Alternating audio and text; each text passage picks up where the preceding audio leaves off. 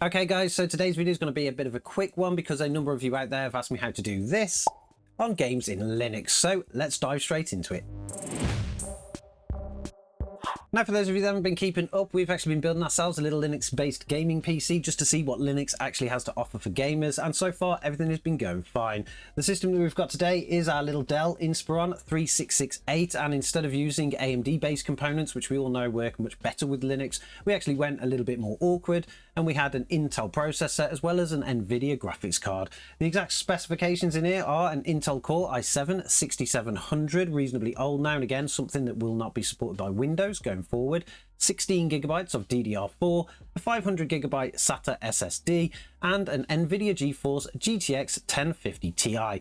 Now, a lot of people told me that using the Nvidia graphics card would actually cause us some issues, but so far we've had no issues at all, but the performance is relatively low due to that specifications. I have actually been testing a number of games recently, and most of them actually work perfectly fine, but when we get to some of the newer things, it actually starts to slow down a little bit, but we're not exactly sure what's causing that issue. So we need something in the corner, just like we do when we test Windows, to give us some metrics on the system to help us adjust the game settings so that we can get a pretty decent kind of gaming experience. And I'll show you exactly what I mean. The game we're currently playing at the moment is Stray, and like you can see, the game actually starts, but the performance is not great. It is actually playing perfectly fine, and you can play it with this kind of configuration, but as you can see, there is a slowdown as we start to move the mouse, and particularly when we get into open areas like this. And I'm not 100% sure what is going on at the moment because we need those metrics up. So what we need to do is install something to be able to display those metrics and tell us exactly what's going on. When testing games with Windows, of course, we use MSI Afterburner with Reaver Tuner to be able to get those metrics into the corner, but we don't have access to that in Linux. It will not simply run on that operating system, but there is something else called MangoHud. Now, MangoHud is relatively easy to install. The first thing that you will need to do is actually go to the GitHub page because this has got all the instructions that you need. Once you're on the GitHub page, scroll down and you'll see a little demo of it running, and you'll see a list of links here. What we need to do is go off to our Ubuntu link because we are using Ubuntu. This isn't the LTS version, this is the latest 24.10, so we've got a kind of newer kernels and things like that, and it's actually showing because the system is very stable. It's very easy to install MangoHud on Ubuntu, but we will have to go to our terminal. It literally just tells us the command here that we need to run. So if we go over to our terminal, we'll just type into here sudo apt install MangoHud. Hit that. We will need to put our password in, and then once it goes through, it'll only take a couple of seconds.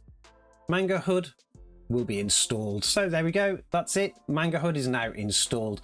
But there is a little bit more that you need to do, particularly to configure this in the way that you like, because just like with Afterburner, you want to turn certain things on, show certain things, and measure certain things. So we will need to do a bit of configuration. We need to go back to the GitHub page, scroll down, and we will see this normal use here. This will actually tell us what's going on. And then we've got a HUD configuration.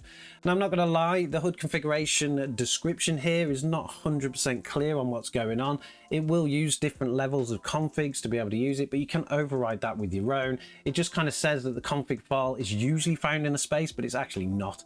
It's found there if you are using a different type of operating system where they've pre-installed this stuff, but because we're coming in completely fresh, we'll need to go and create that ourselves. So the first thing that we need to do is go over to our files, go to our view and show hidden files, go into our .config file or folder, and then we need to create a new folder called MangoHud. I've created one here, and then inside there we need to create a new file called mangohud.conf. Now, inside that file will be configuration, and this is what I've configured up before. There's not a lot in there really, but if you head back over to the GitHub page, they do have a link here called Get a Copy Here. If we open that up, you can see that there are a lot of settings in there that you can take and add to your config file to be able to display it whichever way that you actually want. Now, this is a little bit more awkward than it is when you're using Afterburner, because Afterburner's got a nice little GUI where you can move things around and order things and stuff. But so far, this has actually been a much more simpler process. Installing Afterburner would actually go through an installation process, which is kind of did in the terminal, but it's very quick. And with Afterburner, you don't really have access to a full configuration file like this, so you can't really configure it to the exact way that you want. You're kind of limited by the tool. But for those of you that don't want to go through the configuration file and set things up manually, there is a better way. In Ubuntu, you can just simply get a tool called Go Overlay, or Goverlay as I think they actually pronounce it, and that will actually give you a graphical user interface to the config file, so you can pretty much set it up exactly the same as you do with Afterburner, and you can simply install this through Snap. To install the Snap version, you need to go to your App Center and we need to search for Goverlay. Once we've actually got that, you can simply hit the install button, put in your password and authenticate in, and that will actually quickly download the application and install it. Then you can just simply run it just like a Windows application. It will actually take a few seconds. It doesn't take that long to do, so it's already installed now. We'll close that window and then we'll go over to our apps, and we should now just be able to see Goverlay. Goverlay is actually a pretty powerful tool in my opinion compared to Afterburner, because if we actually just take a look here, on the left hand side, it gives us an actual demonstration of what's going on. So this is currently using my MangoHud configuration file. But on the right hand side, we have a new window where we can configure anything that we want. We can simply just click different things. We can have it vertical, horizontal. We can put rounded corners on it, which we actually currently have set. We can always go to a performance tab here and we can turn on things like showing FPS, displaying the limits, frame counts, all that kind of stuff. Then under our metrics, we can turn on the different things that we want. So we can show our VRAM, we can show our GPU power, we can show our voltages, we can show pretty much anything that we want for the graphics card. And we can also do the same for the CPU and memory. And we can also override the names on the graph by just simply typing in that box. We also have an extras tab here where we can kind of enable extra things like information about the distro that we're using, which would be Linux Ubuntu, the wine versions that are being used. We can also display HUD versions, whether we're in game mode or not. And if you are using something like a laptop, you can also display things like battery percentages and stuff like that.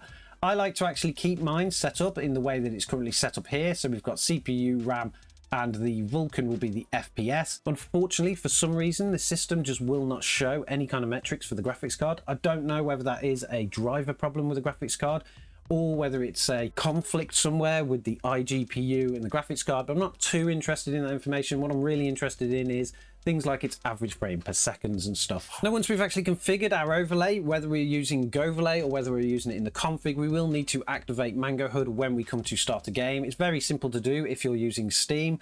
What you want to do is go into the Steam menu, right click on the game that you want to activate the overlay on. So this does go by a game process. Go to the launch options for the game and type in MangoHud space %command. And what that will do is that will actually say when the game starts, first run MangoHud and then run the original command, which is starting up the game.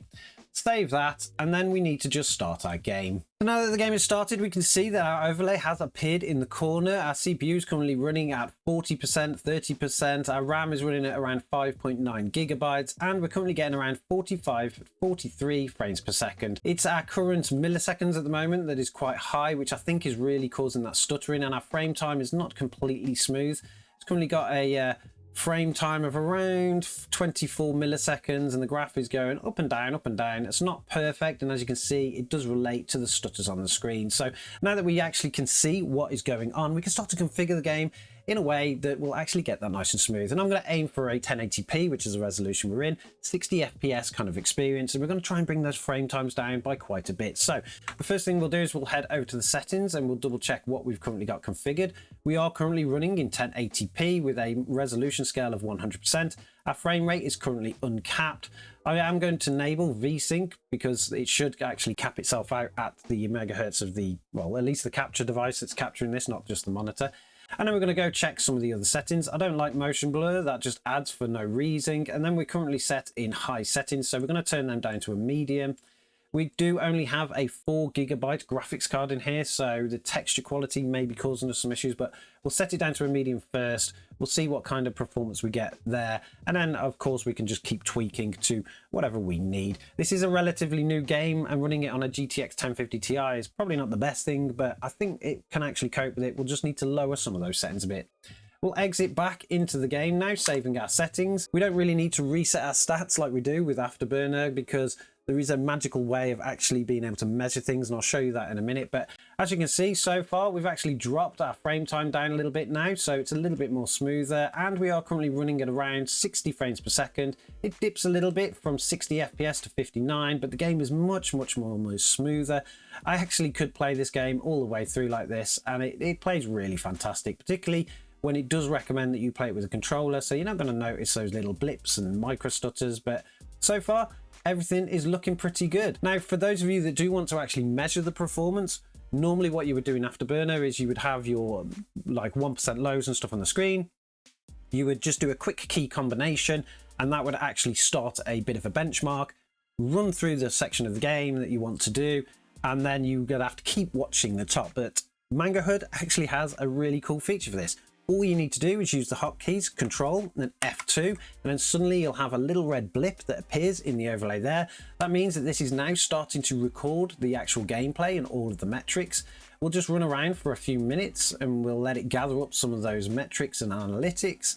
So far the game is still running at around 60 FPS. We have slight dips down to 55, a little bit of a blip there when it's loading things. Maybe we could just lower the settings a little bit, but for now we're doing a bit of measuring, so we'll keep running around.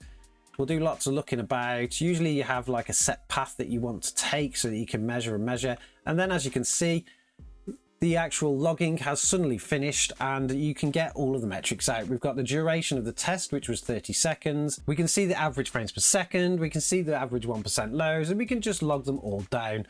MangoHud will actually create a file with that statistics in as well, depending on where you've actually configured it to. You can change it in the config where you want to go, so there's no reason that you can actually lose them. I do know quite a few people that actually test games and store all of their results in a file, and then they lose the file and they've lost all the results. I tend to write them down in a little book, but with this, it's actually just going to continue to log it in the background, so I'm never actually going to lose them because they're going to be there all logged into a file somewhere in the file system, wherever I've actually configured it. I'm not sure where it is. I think it goes into my documents folder, but that is pretty much how you get an overlay in a game in Linux. I'm not going to lie, this doesn't work for every single game. It completely depends on which libraries the game uses and things like that. If you're trying to run it on a native Linux game, something like Half-Life or Half-Life 2, it doesn't seem to want to appear at all. I'm sure there are fixes for that out there somewhere, but I'm not too interested in testing those really old games with a kind of HUD in the corner. That's not really what we're going to do. But for testing newer games, things like Stray or even newer, I'm not sure this system can actually do them, but at least now we can see what will happen if we do. It's perfectly fine. So I hope this actually helps a few of you out there. Put some metrics on your games in Linux. Let me know in the comments below what kind of success rate you've had with this and what games you found work and don't work. It'd be really interesting to know that, because I really want to kind of go in and see what kind of things I can fix and tinker around with. Don't forget to subscribe to the channel, because we're going to do lots more content on the Linux-based system. I'm not exactly sure if we're going to keep this system around so far.